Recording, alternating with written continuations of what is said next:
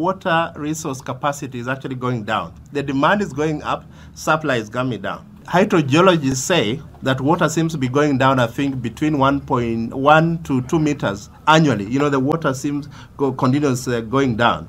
What it means is that you can only get water, for instance, in Nairobi Aquifer, or they call it the Athia Aquifer. I think you can get only at about reliable water 300 meters.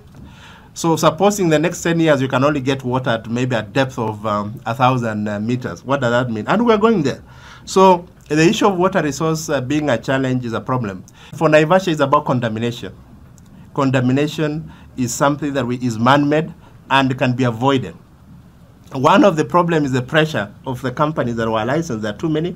And two is how they're managing that particular waste. So we ask the Water Resources Management Authority, the National Environment Management Authority, the Ministry of Public Health and Sanitation, the Ministry of Water, Kenya Wildlife Service, and a few other line agencies to try and, save the lake. But I think the best beginning point is to stop more licensing of those companies that will enhance the pressure on pollution.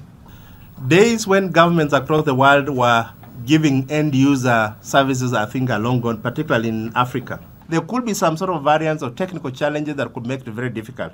So innovations and how we are going to manage devolution. So we are likely to see more water service boards.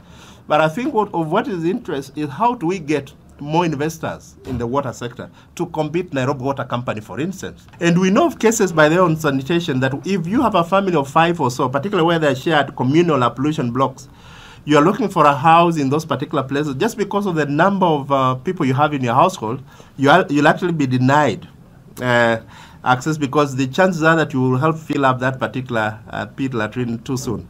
So there are many reasons, and sanitation being a challenge, then what does that mean? Is that the water service quality is also an issue. And also, the other thing is that unlike people can make noise, if you like, they do not have a voice within informal settlements. They are not as organized. And that's why we're saying as civil society, this is one area that we must really work on to be able to promote and enhance the voice, of forming them organized and engaging, to take advantage of the provisions of the new constitution, which makes it a human right for people to access water, regardless of whether they're informal settlements or not.